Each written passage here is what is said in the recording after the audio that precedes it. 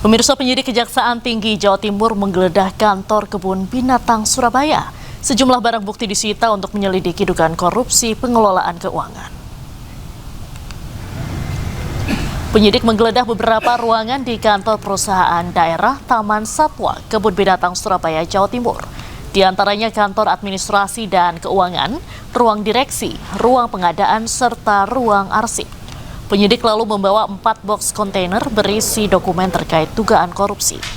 Wali Kota Surabaya Eri Cahyadi menyebut dugaan kejanggalan audit neraca keuangan terjadi sejak tahun 2013.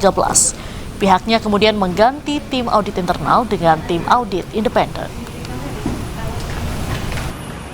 Memang pemeriksaannya itu tahun 2013 sampai 2023. Pada waktu tahun 2022 saya selalu bilang, iki kok sing melakukan ini kok audit ini kok orang-orang ini saja sih gitu. Maka saya minta di tahun 2023 dilakukan oleh tim independen. Saya tidak mau yang ditunjuk oleh KBS. Karena apa? Sejak tahun 2013 itu ada pertemuan yang tidak bisa dipertanggungjawab. 2013 ada temuan yang tidak bisa dipertanggungjawabkan sehingga gandol sampai ke 2023. Loh kan gandol terus, kita jadi duitnya di mana? KPK mengungkap ada setoran bulanan kepada pejabat Dirjen Bea Cukai untuk loloskan barang impor palsu atau KW. Menurut KPK, uang setoran tersebut mencapai 7 miliar rupiah per bulan.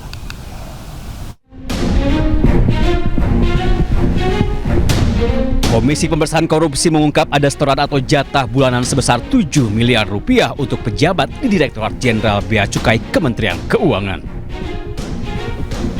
Uang setoran ini untuk meloloskan barang impor palsu atau KW. Pelaksana tugas Deputi Penindakan dan Eksekusi KPK Asep Guntur Rahayu menambahkan penambahan jatah tersebut mulai dari Desember 2025 hingga Februari 2026. Berarti hanya 3 bulan, Desember 2025, Januari 2026, dan Februari 2026. Bahwa penerimaan uang ini juga dilakukan secara rutin setiap bulan sebagai jatah bagi para oknum di DJBC. Nih, bayangkan ini baru 3 bulan aja, tadi kan jumlahnya udah sekian ya. Apalagi dihitung mundur gitu ya, berapa bulan ke belakang. Dalam kasus ini KPK menetapkan 6 orang sebagai tersangka kasus dugaan suap importasi barang di Dirjen Bea Cukai.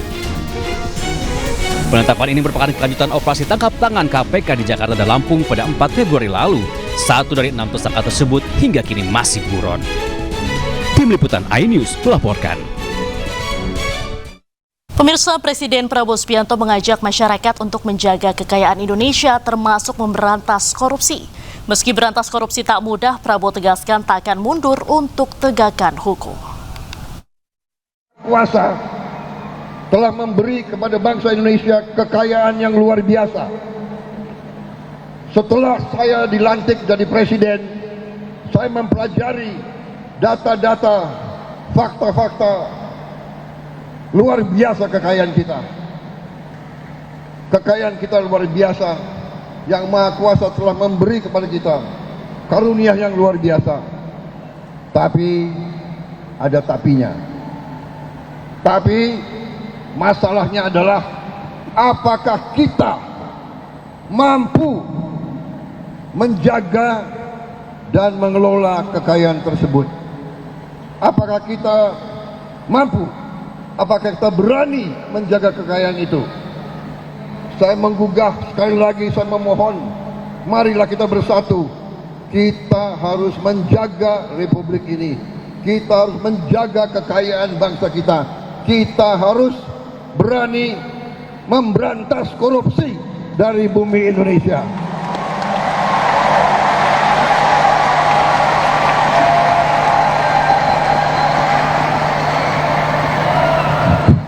Ini tidak ringan. Tiap kali kita mau berantas, tiap kali kita mau menegakkan hukuman, kita mau menegakkan keadilan, kita mau menegakkan hukum, tiap kali kelompok koruptor, kelompok perampok ini, kelompok garong ini menyerang balik. Mereka selalu ingin bikin kerusuhan, selalu ingin adu domba di antara kita. Kenapa? Karena mereka tidak ingin ada pemerintah yang bersih di bumi Republik Indonesia ini.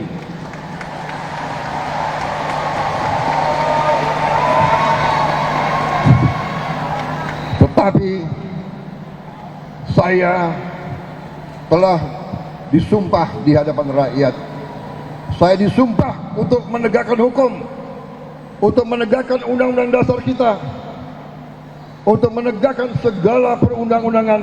Karena itu saya tidak akan ragu-ragu, saya tidak akan mundur setapapun. Viral seorang polisi di kota Metro Lampung menyelamatkan warga dari serangan anjing pitbull. Keluarga korban berterima kasih kepada polisi yang membantu.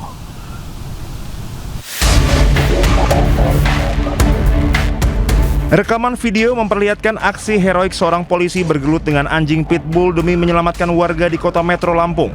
Dalam rekaman video ini, seorang pria lansia tergeletak bergumul melawan serangan seekor anjing di pinggir jalan AR Prawira Negara. Korban meronta-ronta berupaya menghindari gigitan anjing pitbull.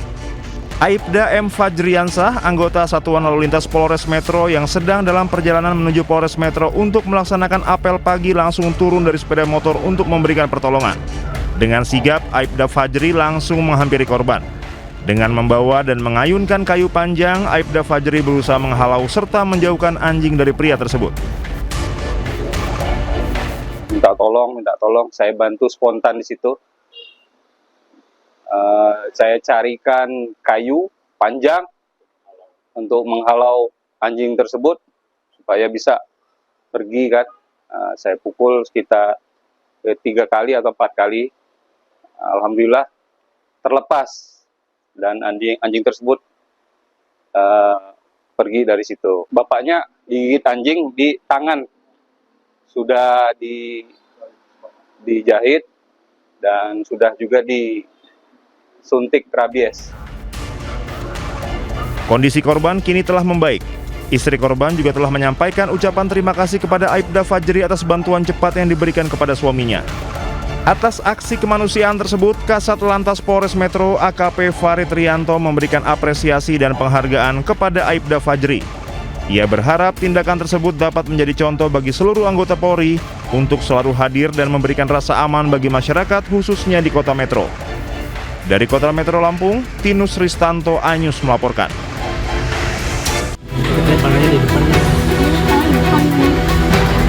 Sambil membopong karung plastik yang mirip jasad manusia, seorang pria terekam CCTV saat memasuki permukiman padat di Jalan Kendang Selatan, Tambora, Jakarta Barat.